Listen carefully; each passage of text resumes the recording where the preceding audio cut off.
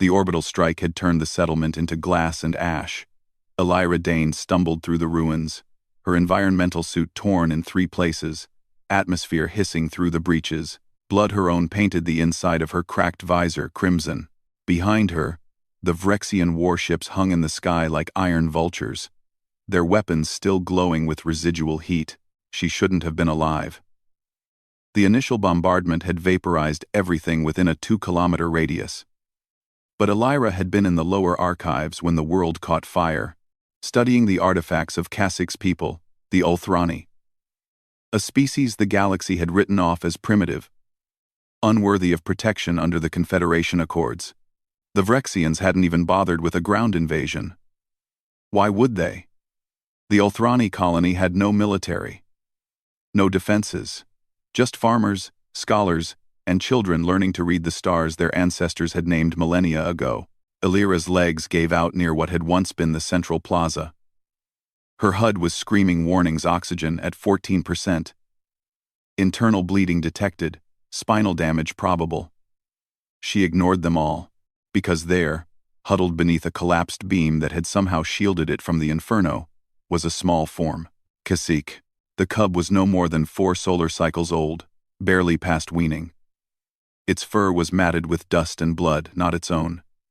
Elira realized with a sickening lurch. The bodies of Kasik's parents lay 3 meters away, charred beyond recognition. Only the mother's ceremonial pendant, still clutched in what remained of her hand, identified her. "Hey," Elira whispered, her voice crackling through the suit's damaged speakers. "Hey, little one." Kasik's eyes, 3 of them, arranged in a triangle across its broad face, fixed on her. They were golden, like molten metal, and filled with an intelligence that made Elira's chest ache. The Confederation had classified the Ulthrani as pre-warp, non-priority. They'd been wrong. So catastrophically wrong. The cub's ears flattened against its skull. A low growl rumbled from its throat, defensive and terrified. "I know," Elira said, dragging herself closer. Every movement sent lightning bolts of agony through her shattered ribs. "I know you don't know me, but I'm going to get you out of here." Above them, one of the Vrexian cruisers descended through the smoke. They were coming to survey their work, to ensure no survivors remained. Standard procedure for a species that viewed conquest as culling. Elira's hand found the emergency beacon on her belt. She activated it, not the standard distress signal, but the one coded specifically for human military frequencies, the one that meant war crime in progress, respond with extreme prejudice. It would take them hours to arrive. She had minutes. The ground shook as the Vrexian landing craft touched down 200 meters away. Elira could hear the heavy footfalls of their shock troops, the whine of charging weapons. They were thorough. The Vrexians. They'd hunt down every heat signature, every trace of life. She looked down at Kasik and made a decision that would echo across the galaxy. "Come here," she said, opening her arms despite the agony it caused. The cub hesitated. Then, perhaps sensing this was its only chance at survival, Kasik scrambled forward on all 6 legs and pressed against her chest. Elira wrapped herself around the small body, using her own form as a shield.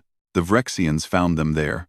20 minutes later, there were 5 of them, their exoskeletons gleaming, weapons raised. The leader, identifiable by the kill markers scarred into its carapace, approached slowly, head tilting in what might have been curiosity. A human. It clicked in Galactic Standard, its translator rendering the words cold and precise. "Unexpected. Your kind usually flees before the fires begin."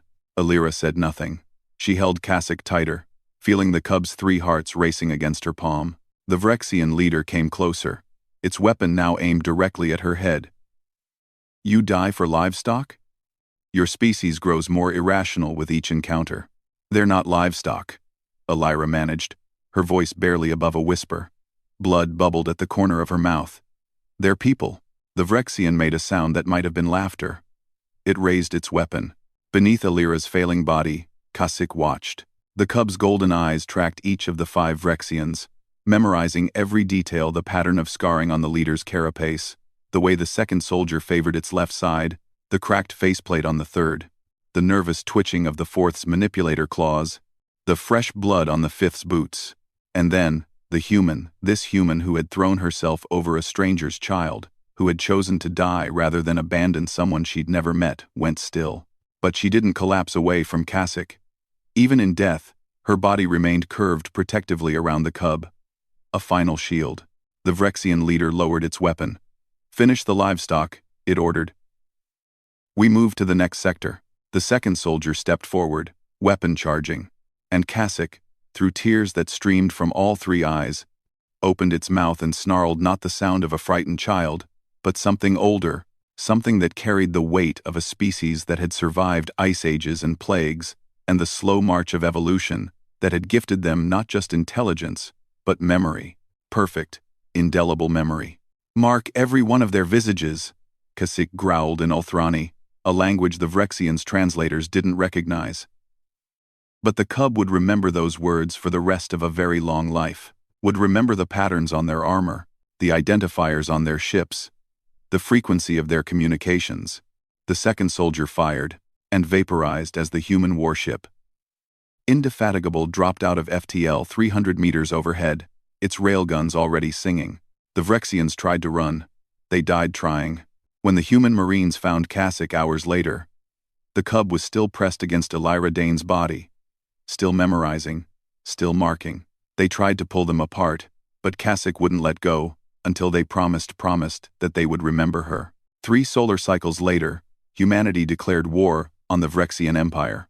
50 cycles after that, when the last Vrexian world ship burned in the cold void of space, Kasich stood on the bridge of humanity's flagship, as an adult, as a scholar, as a witness. And when the humans asked if vengeance was enough, Kasich looked at them with golden eyes that had never forgotten, and said, "She taught me that some things are worth dying for. You taught me that some things are worth living for. Together, we have shown the galaxy that some debts can never be forgiven, only answered."